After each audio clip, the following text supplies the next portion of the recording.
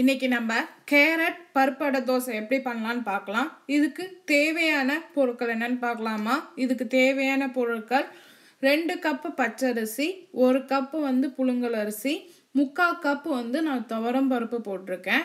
அதோட வரமிளகாய் ஒரு 8 to 10, வர கொத்தமல்லி 2 டீஸ்பூன், கேரட் 2 கேரட்டு, அதுக்கப்புறம் பெருங்காயம் இது கொஞ்சம் நல்லா இருக்கணும். அதனால் ஒரு 1.5 டீஸ்பூன் வச்சுருக்கேன். வெங்காயம் 3, கொத்தமல்லி, கருவேப்பிலை, இதோட நீங்கள் முருங்கைக்கீரை கூட போட்டு ஊற்றலாம். இப்போ என்ன பண்ணணுன்னா இதை பருப்பு இதெல்லாம் போட்டு ஒரு 3 மணி நேரம் நல்லா ஊற வச்சுட்டு ஃபஸ்ட்டு கிரைண்டரில் வரமிளகாய், பெருங்காயம், கொத்தமல்லி போட்டு நல்லா கொஞ்சம் ஆட்டினதுக்கப்புறம் நம்ம துருவி வச்சுருக்க கேரட்டை இதில் போட்டுக்கலாம். போட்டு அதுக்கப்புறம் நம்ம அரிசியும் பருப்பும் போட்டு நல்லா அது மெசஞ்சதுக்கப்புறம் அரிசியும் பருப்பும் நல்லா போட்டு ஆட்டி கொஞ்சம் குறைன்னு வச்சுக்கலாம். குறைன்னு இருந்தால் தான் தோசை நல்லா இருக்கும். இப்போ நான் பாருங்கள் ஆட்டி இந்த மாதிரி வச்சுருக்கேன்.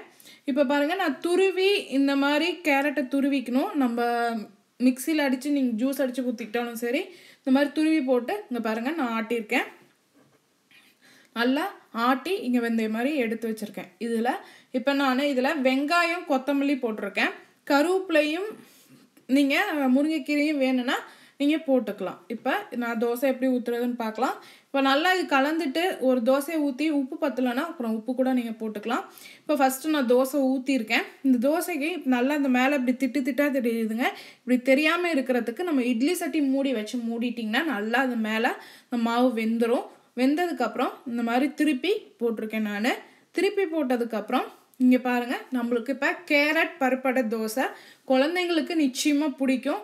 சின்ன குழந்தைங்களுக்கு இந்த மாதிரி நம்ம கேரட்டை இப்படி கொடுத்தாலும் பெரியவங்க சாப்பிடுவாங்க. செஞ்சு பார்த்துட்டு உங்கள் கமெண்ட்ஸை போடுங்க. எங்கள் சேனலை லைக் பண்ணுங்கள். உங்களுக்கு பிடிச்சிருந்தா சப்ஸ்கிரைப் பண்ணுங்கள்.